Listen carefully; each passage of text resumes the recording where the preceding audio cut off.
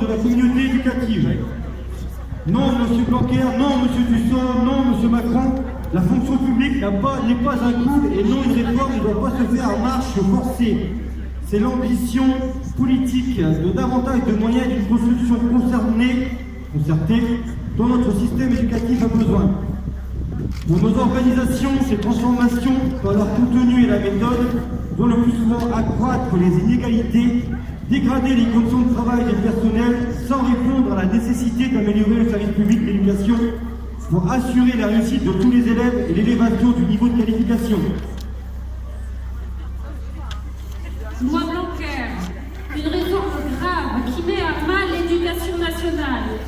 Le projet de loi dit Blanquer pour une école de la confiance est devenu, au fur et à mesure de ses évolutions, un texte qui, s'il passe, bouleversera le fonctionnement du système éducatif pour plus d'inégalités, des conditions de travail dégradées et un système élitiste assumé.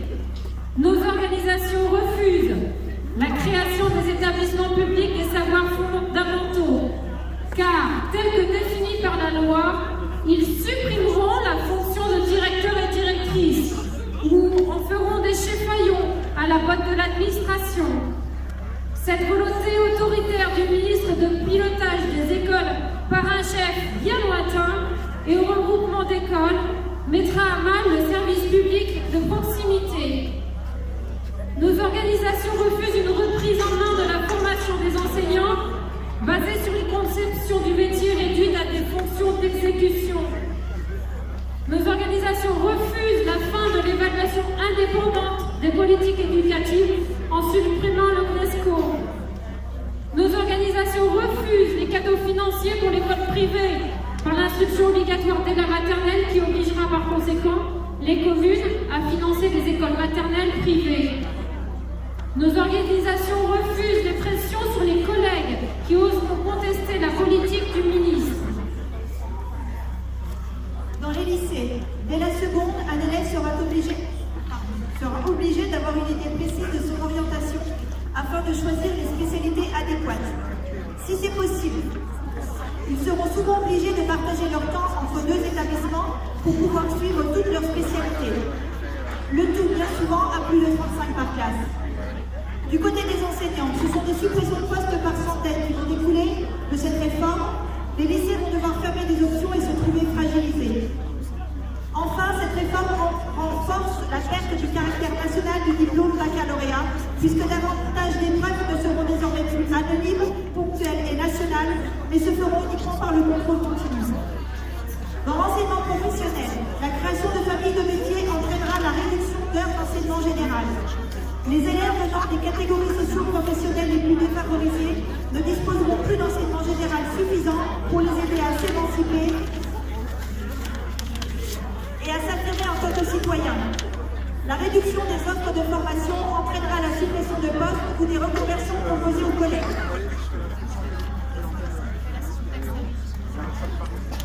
Nous demandons donc le retrait immédiat de la loi Blanquer et des contre-réformes. Pour un budget à la hauteur des besoins du service public d'éducation. Pour de nouvelles perspectives pour nos élèves, leurs familles.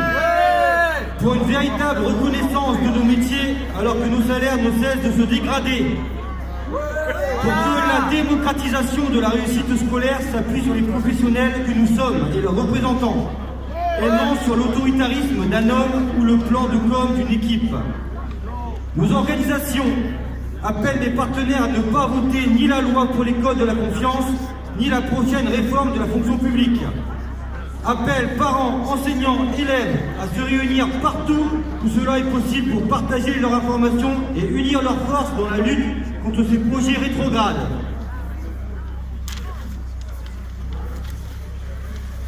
Déclaration complémentaire de la FNEC FP-FO. Ni amendable, ni négociable. C'est maintenant qu'on peut arracher le retrait de la loi Blanquer. Aujourd'hui, 4 avril, les enseignants sont à nouveau en grève pour le retrait de la loi Blanquer. Partout, une même recherche, réunir les conditions pour faire plier le ministre, élargir et amplifier la mobilisation.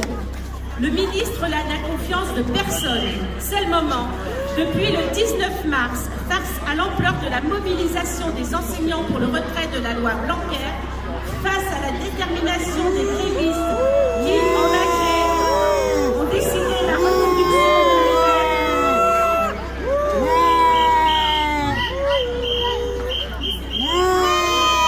de le ministre Blanquer multiplie les interviews pour tenter de défendre son école de la confiance.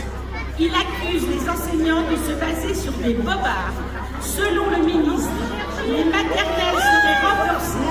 Il n'est pas question d'imposer les EPSF. Les directeurs ne seraient pas menacés. Mais de qui se moque le ministre?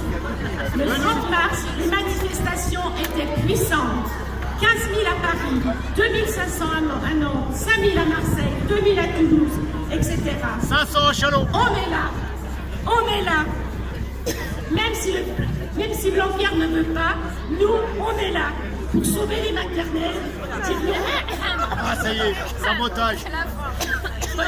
Accident du travail. Sabotage. Dire non aux EPSF, même si Blanquer ne veut pas, on est là.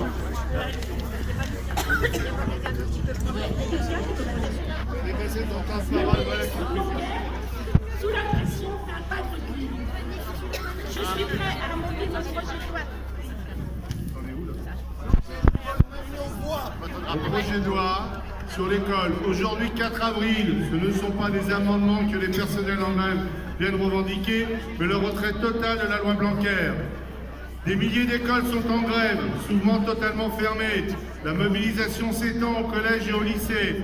Elle est soutenue par les parents d'élèves et certains élus. Tous ont bien compris les enjeux de cette loi. Oui à l'école publique. Oui, l'école publique est en danger avec la mise en concurrence avec les jardins d'enfants, explicitement cités dans la loi article 4 bis. Oui, les écoles communales et les statuts des enseignants du premier et deuxième degré sont en danger avec la création des établissements des savoirs fondamentaux, article 6. Oui, le tri social est en place avec Parcoursup et la réforme du lycée sera aggravée. Oui, à l'aide aux enfants en situation de handicap va diminuer avec la mise en place des PAEL chapitre 3. Oui, les contractuels vont augmenter, les créations de AED professeurs corvéables à merci est annoncée.